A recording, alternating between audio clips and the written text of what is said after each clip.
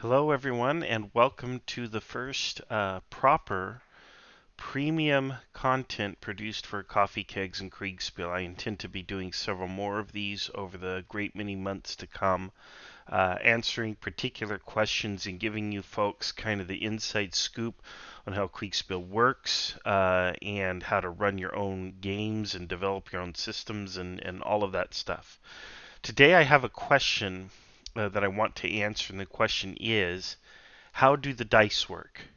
And so I'm going to talk about how Kriegspiel dice work, both the original Kriegspiel dice and the ones that we use at present in our games, particularly for what we call the brigade system, even though we have kind of branched out how we use them and what we use them for. Talk about all of that in just a second. So the first thing we're going to do is pull up the 1862 rule set, which you should see here on the screen. And you will see that way back in, actually going back to the original Kriegsspiel, they had compiled data on casualty rates based on different situations, different circumstances. And they had these tables. They're basically hit result tables, which every war gamer understands and has seen. If you've played any war game, you know that there's some sort of a combat results table that is the heart and soul of every game. And if you learn how that table works, you learn how to get, the column shifts and other advantages, you can use that knowledge to defeat your opponent because you'll be able to inflict more casualties on him than he on you, and as a consequence, you'll have a tremendous advantage in the game. Kriegspiel is very similar, except we don't share those tables, we don't share that data with the players. In fact, we don't want the players to make decisions based on that data. We want them to make decisions based on what they would know given what they see or observe on the battlefield before them. We don't want them to do accounting on the fly because that's actually not typically done. And in fact, most commanders don't have that kind of fine control over their troops that we take for granted in war games. In a war game, you tell a unit, advance 3 hexes and fire on this unit here, and they pretty much do it all the time. And to moderate that, some war game designers have said, well, you have to do a morale check, or you have to activate the commander, and there's a certain point cost to activate the commander or the unit or whatever. They have these various little systems or whatever that can start to get cumbersome after a while. They more or less work, but at the end of the day, everything is still kind of godlike, right? You activate the command, you give the order, the unit moves, and assuming that you pass the morale check or the activation check or whatever, everything happens, and you know what's on that table. You know that, hey, I've got a 3-to-1 advantage. I'm going to get a +1 to my die roll, or I'm going to get a column shift, and that's just great fun, right?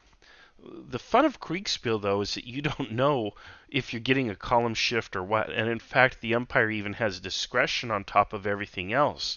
So the umpire might say, you know what? No, you're not getting a column shift here. You're not getting this bonus. On the other hand, the umpire might say, yes, you deserve a bonus here for whatever reason.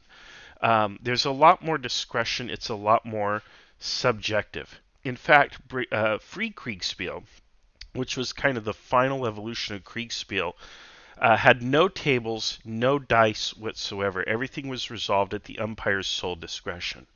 When I developed the SoCal Kriegsspiel system, I didn't like that. I had a problem with that level of subjectivity. So to correct that, I reintroduced dice. So basically, SoCal system is more or less free Kriegsspiel, but with dice. There's a little bit more to it than that, but that's pretty much the heart and soul of SoCal Kriegsspiel. We of course, I of course like the objectivity that dice provide, and I think players prefer it. Nobody wants to be at somebody's whim whether or not their fire is effective or ineffective. But I think everybody can accept die rolls. I mean, as a gamer, we live and die by the dice, right? If you're a gamer, you're a war gamer. If you had a personal emblem, it would be a die, wouldn't it be? So there you have it, okay? And so what I wanted to illustrate for you is that there are tables in the original Kriegsspiel rule sets. until you get to free Kriegsspiel, of course. And these can be a little challenging to read if you don't know all of that. But if you do, you roll the die, you come in and you check the table and you look for the results. So we're firing at 200 paces. We're firing die number 2, or the result is a number 2 here. So we've scored 38 casualties on the enemy over the 2-minute turn that takes place, and okay, that's just great. And you tally that up and you keep track. And you can see how there's a lot of accounting that takes place in original Kriegsspiel. And the problem with this kind of accounting is its minutia. It slows down the game. It makes the game slow and boring. It takes a long time. And then the players might not necessarily know exactly how many men have been hit or whatever, because you don't get casualty reports in the middle of the battle. Casualty reports come after the battle is fought. So, this just it slows things down, and it's a little chaotic. Especially if you're trying to move fast, this just doesn't work. So what they decided to do was, hey, what if we take this and we actually print this on a die? What if we find a more efficient way to resolve these combats? So instead of rolling one die each time for all of this, we just pick a die, we roll it, we go. And so the Prussians figured that out, and they came up with Kriegsspiel dice. And the dice allow them to take one die, roll the die, and then boom, apply the result. Okay, so at a certain, here you go. It's a 1-to-1 situation. You have line versus skirmishers without cover. Okay, so one side's going to get, let's say, 20 hits. The other side will get 15 hits, and they apply the result. Okay, and there we go with our little crash there. Hate it when that happens, but it sometimes happens with tabletop. Here you go. Okay, so it's really a matter of finding the correct die and then rolling it. And I'm not going to get into all this. Basically, the different values here have to do with the different ranges, and then the letters and such have to do with certain outcomes. Obviously, that's the case. And it's just a matter of selecting die 1, 2, 3, 4, or 5 to roll, and then rolling the correct die, and then determining the outcome and applying it. So basically what they did was they took these tables and they applied them to the dice. Hey, it won't let me rotate the die. What do you know? Anyway, no matter. Now, when we developed the brigade system, which was itself an evolution of the SoCal system and an evolution of the original 62 and 24 rules. What we did was we took the 24 and 62 rules, and we said, okay, we want these kind of results. We want more detailed results than what we're getting in the SoCal system, because in the SoCal system, you just roll a d6.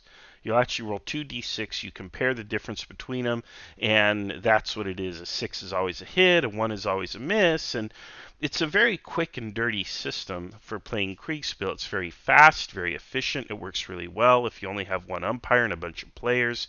It really is the go-to system. It's quite suitable, it's quite adequate, but for our taste, we wanted something that got back to the original. And so what we developed was this system where we take these results and we essentially incorporate them into the dice. And the dice then have the results kind of abstracted and put on here. So let's talk about what the die results mean, okay? This is a melee die. Let's take an elite die. Okay, this is a die that would be thrown by an elite infantry unit. It is an 8-sided die because we wanted more odds than what a 6-sided die would afford. So you would take a unit like this, and on the piece you have 8-sided die. And then the color here, which is the unit's rating, and it has 3 stars and it's red. That's actually a redundancy. For people who are colorblind, we put 3 stars. For people who see color, obviously it's red. So red corresponds to the red die, and that tells you, hey, this is an elite unit with rolling the elite die. Okay, and so what would happen then is you're going to roll this die, and the die has about 4 different results on it. Here is a blank result. That counts as a miss. Now, what does that mean when a unit misses, right? I mean, you mean all these guys, you have 450 units perhaps in this battalion, or this brigade here could have hundreds of men in it, and they're firing at an opposing unit, and you're telling me they all missed? No. What a miss means is that the fire is ineffective for whatever reason. It doesn't mean they produce 0 casualties. What it means is the casualties they did produce did not have a significant impact on the opposing unit, which they are in combat against. Okay, so this unit fired at this unit, rolled a miss, so there was no discernible impact on this unit. Both units remain in line, they continue to trade volleys. Now they're going to fire again. Okay, now this symbol, the exclamation point, is what's called disruption. Disruption basically is anything bad that happens to a unit to reduce its combat efficiency. And what we would do then is, because this unit takes a disruption hit, is we would impose a, let's see here, we would impose a, let me pull up something here. Actually, I just need to search it, right? We would impose what's called a disruption token. Okay, so here you have a unit, and it's got kind of this orange or salmon rating, which means it is a veteran unit. And we're going to take one of these disruption markers, and we're just going to deal one out, right, or whatever. Gosh, I just want to pull a token out. There we are. Okay, and we put that disruption marker on top of the unit. And in this case, he's disrupted down to the next level. So he's at 2 stars, now he's going to go to 1 star. And as a consequence, in reply, or on his next roll, he's only going to throw a yellow die, which has a less advantageous mix of symbols as what's on the red die. Okay, so there you have it. Okay, so let's take a look at a couple other symbols here on the red die before we talk about what's what. Okay, all right, let's see here. The rotation value on these originals, I don't think was aligned. They're still quite serviceable, but makes it hard when you want to rotate to a specific value and it doesn't match up. We've corrected this in later versions of the dice. This is a hit symbol, and when a unit takes a hit, that means that the unit did in fact suffer an effective volley fire. So that's what, a lot of guys fall down, they're hit, they're wounded, they suffered some significant casualties, maybe their officer has been hit or wounded or something. It's not a good situation. In fact, they've lost a substantial portion of their manpower over the duration of the turn that is represented by the die roll. When that happens, the unit goes down a state, and a disruption marker is placed on the unit like this. So this is a unit that's taken a hit. This unit behind it is intact. This unit here has taken a hit. If this unit takes 2 more hits, it can take 1 more hit and will go to its smallest state, 50%, although it would also take another level of disruption, and it would then throw the white die, which is the lowest die thrown by recruit level troops. And that just represents, it's not that the men are recruit level, like somehow they forgot how to fight. What it is they're putting out so little fire that they might as well be all made up of recruits. They could be a full brigade of recruits firing. Their fire is that ineffective. And of course, if they take another hit, they go down to breaking, routed, or even surrendered. Okay? So depending on the situation. So the units can take losses over time, they'll take disruption, and usually they'll retreat once they get to a certain level of that disruption. Another symbol that you'll see on these dice is the empty or white star, or empty star, whatever. Let me see if the rotation value comes up. No, let's find it here.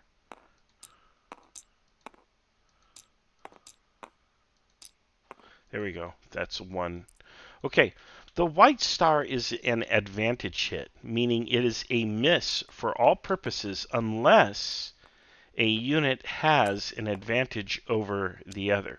So let's say this unit here is on a high ground position, or maybe they're firing in on the flank. That would be an advantage situation. So if the white star, empty star comes up, that's an advantage hit, in which case this unit then it goes down that state, it takes that disruption marker down to the next level, and it's been hit. Okay, so this counts as a hit if the firing unit has an advantage. Okay, so here we have a unit. They would normally throw one of these dice, but in this case, because they've taken a hit, they're instead going to throw a yellow die, and we throw that die and we apply the result. Okay, here they've taken disruption, right? So we'll put the disruption marker, and now they'll be throwing this die instead of the red die, and so on.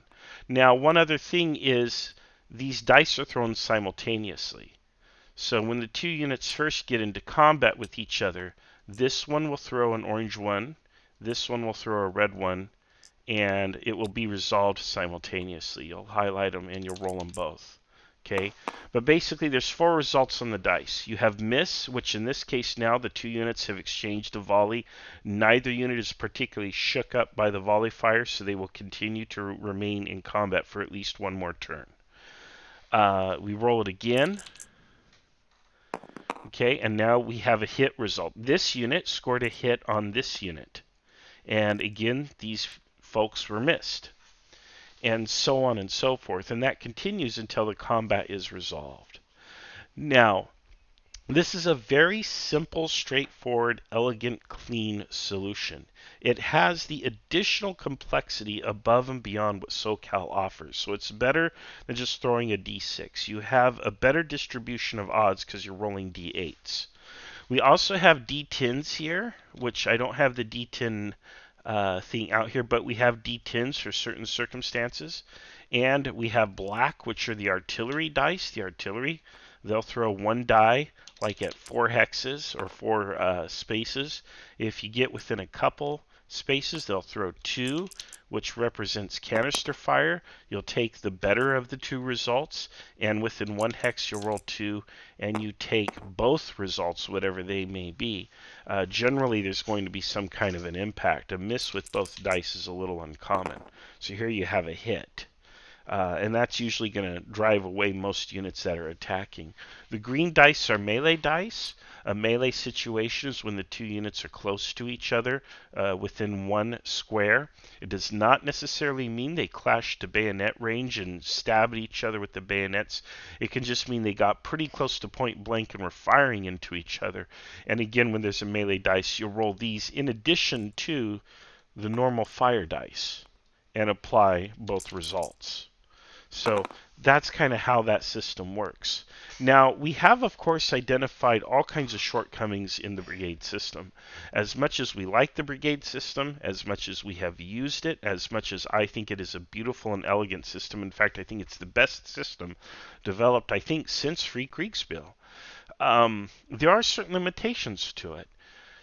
When you're playing with casual first-time players, this system's a pretty good system to use. It has the right balance of complexity and simplicity to pull off a believable, realistic scenario that satisfies everyone. It just kind of hits that happy medium, right?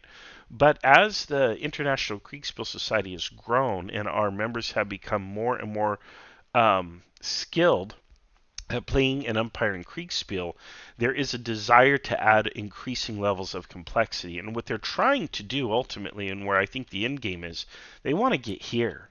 But the trick is to get here and to run these kinds of games where you're playing at that tactical level with 2-minute turns and you're using dice with detailed results and so on.